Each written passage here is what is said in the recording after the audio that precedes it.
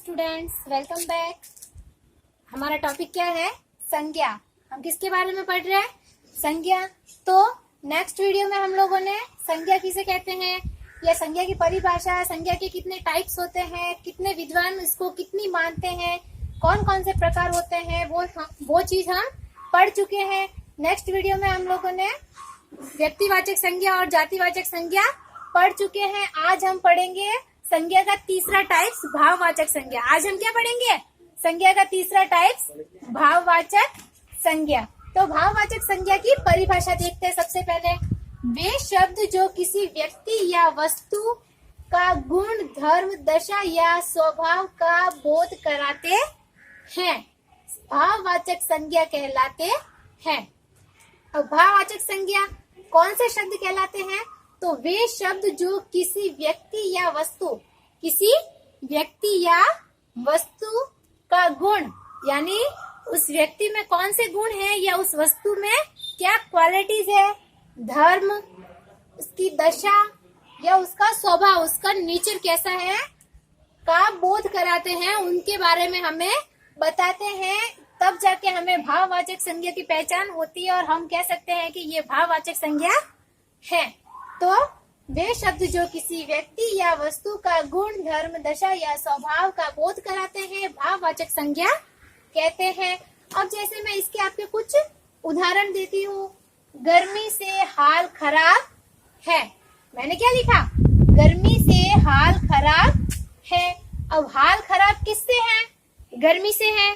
तो हमें पता चल रहा है कि गर्मी से क्या हो रहा है, हाल खराब हो रही है। तो इसकी दशा पता चल रहा है हमें, गर्मी का नेचर पता चल रहा है कि गर्मी में बहुत ही गर्मी लगती है, पसीना आता है। तो ये क्या है? गर्मी से हाल खराब है, इसलिए ये भाववाचक संज्ञा। इसीलिए इसके नीचे अंडरलाइन किया हुआ है कि इस सेंटेंस में भाववाचक संज्ञा गर्मी है।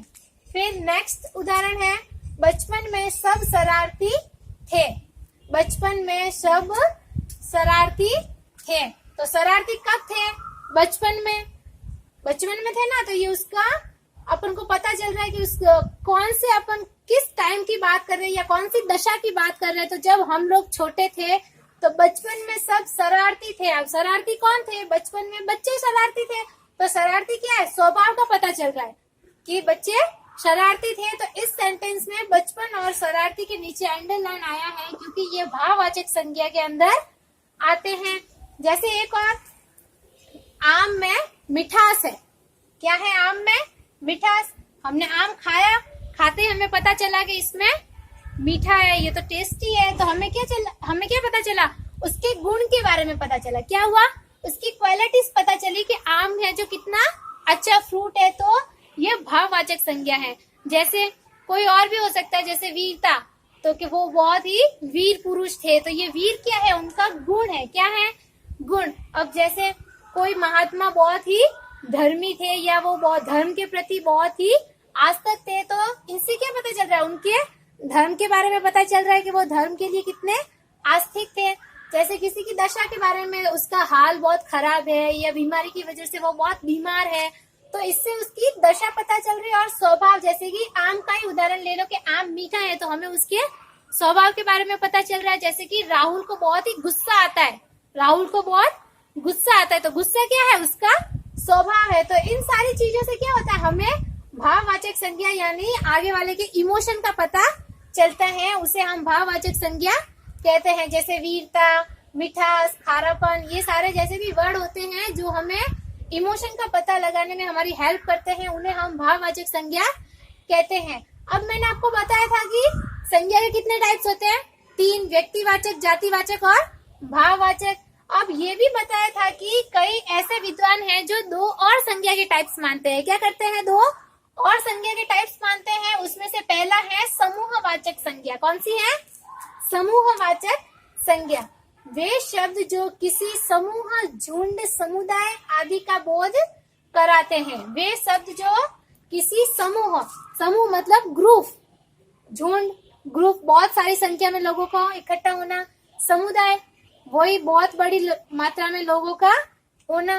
तो समूह, झुंड या समुदाय आदि का बोध कराते हैं, समूहवाचक संज्ञा कहलाते है, यानी ये हमें पता लगाते हैं कि वहाँ पे एक दो ना होकर बहुत सारा ग्रुप है। क्या है? मतलब एक दो से अधिक है, समूह है वहां पर, इसीलिए हमें पता चलता है कि ये समूहवाचक संज्ञा है। जैसे यह मेरा परिवार है। अब परिवार में बहुत सारे लोग होते हैं, दादाजी होते हैं, दादी जी होते हैं, मम्मी पापा ब्रदर सिस्टर्स, बहुत सारे लोग होते हैं। तो वो क्या है, एक समूह है, झुंड है, क्या है, समूह है। तो हम कहेंगे कि ये मेरा परिवार है। हम लोगों ने यहाँ पर समूह या झुंड की बात की। अब नेक्स्ट एग्जाम्पल है, कक्षा में कोई नहीं था। तो यहाँ पर किसकी बात हो रही है, कक्षा में, क्लास की बात हो रही है। किसकी बात हो रही है, क्लास के बारे में बात हो रही है। तो क्लास किसी एक का तो नहीं होता, क्लास में तो बहुत सारे स्टूडेंट्स होते हैं। क्लास में स्टूडेंट्स का ग्रुप होता है या झुंड होता है या समूह होता है, इसीलिए ये समूहवाचक संज्ञा है। जैसे हम कह सकते हैं कि गायों का झुंड जा रहा है, भेड़ बकरियों का झुंड जा रहा है, वहां पे बहुत सारे जानवर बैठे हैं।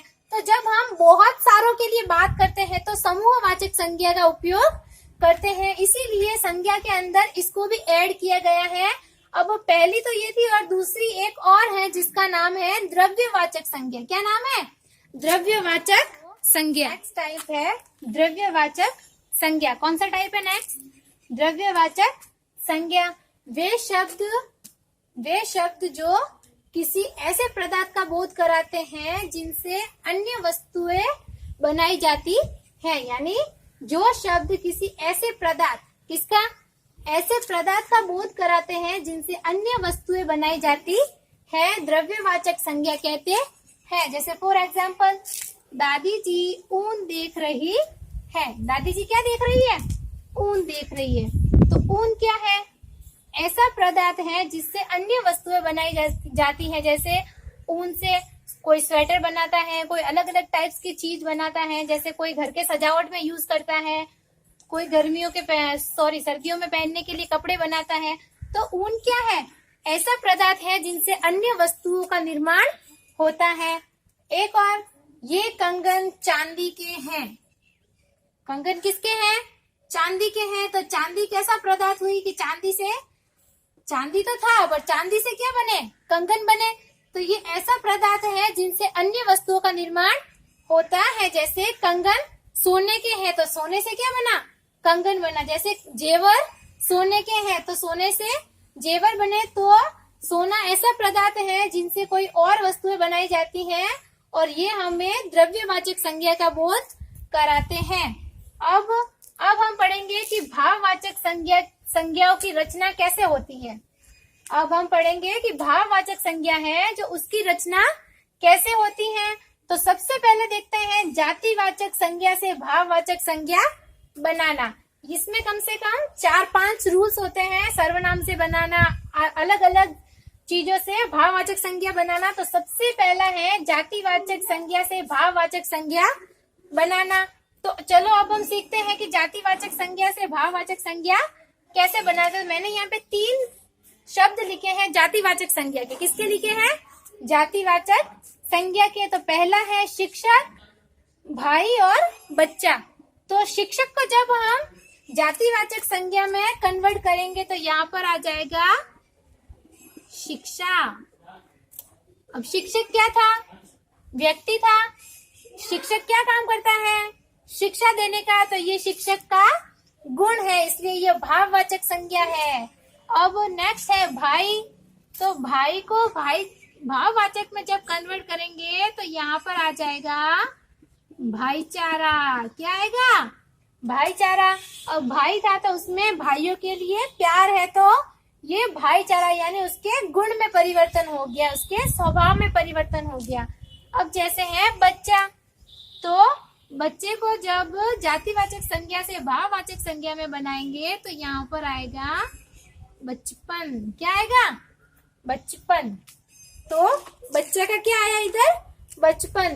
तो जैसे हमने जातिवाचक संज्ञा से भाववाचक संज्ञा बनाई तो इन सब चीजों के हमें गुण या उसकी दशा अवस्था या उसके धर्म स्वभाव के बारे में पता चला। तो अब हम सीखते हैं सर्वनाम से भाववाचक संज्ञा बनाना। तो अब हम सीखते हैं सर्वनाम से भाववाचक संज्ञा बनाना, यानी सर्वनाम को भाववाचक में कन्वर्ट करना। तो सबसे पहले सर्वनाम, तो जो शब्द संज्ञा के लिए इस्तेमाल किए जाते हैं उन्हें सर्वनाम कहते हैं। जिन शब्दों का उपयोग संज्ञा के स्थान पर किया जाता है उसे सर्वनाम कहते हैं।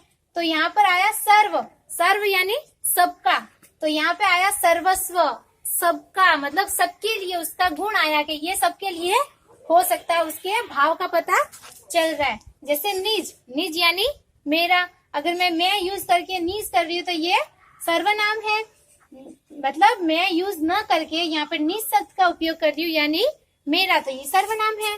तो यहाँ पर आया निजत्व यानी इस पर मेरा अधिकार है, ये इसमें मेरे गुण का पता चल रहा है कि इस चीज के ऊपर मेरा अधिकार है, स्वामित्व है। फिर जैसे अपना, ये क्या है, सर्वनाम है अपना, तो इसको जब भाववाचक संज्ञा में बदलोगे तो यहाँ पर आ जाएगा अपनापन। जैसे अपना और किसी के लिए अपनापन बताना यानी उसका गुण पता चल रहा है। तो जब हमने सर्वनाम को भाववाचक संज्ञा में बदला तो यहाँ पर उनके दशा, गुण या भाव का हमें पता चलता है। अब ऐसे क्या, ऐसे अब विशेषण को भाववाचक संज्ञा में कन्वर्ट करते हैं। तो जो संज्ञा व सर्वनाम की विशेषता बताते हैं उसे विशेषण कहते हैं। विशेषण किसे कहते हैं? जो शब्द संज्ञा और सर्वनाम की विशेषता बताते हैं। तो विशेषण को हम भाववाचक संज्ञा में बदलते हैं। तो मैंने यहाँ पर लिखा दुष्ट, दुष्ट यानी बुरा, दुष्ट, तो उसको जब भाववाचक संज्ञा में बदलोगे तो दुष्टता, मतलब दुष्ट का यहाँ पर गुण पता चल रहा है कि उस दुष्ट के अंदर बहुत ही दुष्टता भरी हुई है। जैसे प्यास, तो प्यासा, उस प्यासे को बहुत प्यास लगी थी, तो यहाँ पर क्या हो रहा है, उसकी दशा का पता चल रहा है कि उसे पानी पीना है। अब जैसे अमीर, तो अमीर को जब भाववाचक में बदलोगे तो अमीरी यानी अमीर, उसके पास बहुत पैसे हैं, वो अमीरी है, उसके पास बहुत ही रुपया पैसा है। ऐसे करके हम अभी चौथा रूल्स पढ़ते हैं। तो अब हम क्रिया से भाववाचक संज्ञा बनाते हैं। किससे बनाएंगे? क्रिया से। तो क्रिया किसे कहते हैं? किसी भी काम का होना, जिसे हम बोलते हैं वर्ब, वर्ब बोलते ना, सब्जेक्ट वर्ब प्लस ऑब्जेक्ट, तो वही वाला वर्ब। तो क्रिया है जैसे किसी काम का होना, तो मैंने एक तरफ लिख दिया क्रिया, दूसरी तरफ लिख दिया भाववाचक संज्ञा। तो क्रिया क्या हो रही है यहाँ पर? दौड़ना, यानी कोई दौड़ रहा है, काम हो रहा है, इसका मतलब ये क्रिया है। तो इसको जब भाववाचक संज्ञा में बदलोगे तो इसका बन जाएगा दौड़, दौड़ना यानी, अब दौड़ना मतलब दौड़ है, दौड़ का मतलब होता है भागना, और यहाँ पर है जो काम हो रहा है कि कोई दौड़ रहा है, यहाँ पर आया सिर्फ भागना और यहाँ पर कोई भाग रहा है। अब हंसना, तो हंसी, हंसना क्या है? काम, जैसे तुम हंस रहे हो तो ये काम है और इसकी भाववाचक संज्ञा होगी हंसी, यानी इसकी हंसी कितनी प्यारी है, तो ये क्या, उसकी हंसी का गुण है। जैसे लिखना और लिखाई, तो लिखना यानी मैंने लिखा, काम किया। अब तुम लोग बोलोगे कि वाह लिखाई कितनी अच्छी है, हैंड राइटिंग कितनी अच्छी है, तो ये क्या हो गया, मेरी हैंड राइटिंग का गुण हो गया। क्या हो गया? गुण हो गया।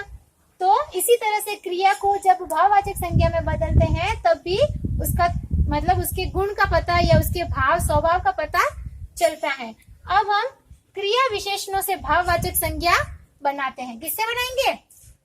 क्रिया विशेषणों से। तो पहले तो क्रिया था, अब क्रिया विशेषण। क्रिया विशेषण यानी जो क्रिया की विशेषता बताते हैं। जैसे नित्य, नित्य यानी रोज, तो रोजाना जो काम होता है नित्य, तो ये उसकी क्या विशेषता है। तो नित्य, तो यहाँ पर आ जाएगा नित्यता, नित्यता यानी ये जब उसने बोला कि नित्य, तो नित्यता यानी रोजाना ऐसा काम होता है, तो ये उसका स्वभाव है। जैसे निकट, तो निकटता, निकट यानी पास, और वो हमेशा उसके पास रहता है, तो ये उसका स्वभाव है। दूर, दूरी, तो जैसे वो दूर था और इतनी दूरी पर था, तो ये हो गया उसका गुण या उस गुण हो गया। तो जब हम सब चीजों से भाववाचक संज्ञा बना सकते हैं, और मैंने आपको बताया है कि किस तरह से उनके रूप में परिवर्तन भी होता है जब क्रियाओं को, विशेषण को, सर्वनाम को आदि को हम जब भाववाचक संज्ञा में बदलते हैं। इसी के साथ आज हमारा ये चैप्टर पूरा हुआ, और मैं एक बार फिर से आपको बता दूं कि इस चैप्टर में हमने क्या क्या पढ़ा। तो हमने पढ़ा संज्ञा, संज्ञा किसे कहते हैं, संज्ञा के कितने प्रकार होते हैं, उन प्रकारों के बारे में पढ़ा, प्रकार में किस किस के बारे में क्या क्या चीज होती है, उनकी परिभाषाएं पढ़ी, उनके उदाहरण समझे। फिर हम लोगों ने दो और संज्ञाओं के प्रकार पढ़े, समूहवाचक और द्रव्यवाचक संज्ञा। फिर हम लोगों ने संज्ञा, सर्वनाम, विशेषण आदि से जातिवाचक संज्ञा, सर्वनाम, विशेषण, क्रिया, क्रिया विशेषणों से भाववाचक संज्ञा बनाना सीखा। और अगर आप ये चीज आप अपनी कॉपी में भी नोट कर सकते हो और वीडियो को पूरा देखें ताकि आपको ये चीज अच्छे से समझ में आ जाए। एंड आपको ये वीडियो पसंद आया है तो please like, share, comments and subscribe our channel. Thank you for watching the video. If you like the video, please subscribe our channel and press the bell icon for another updates. Thank you.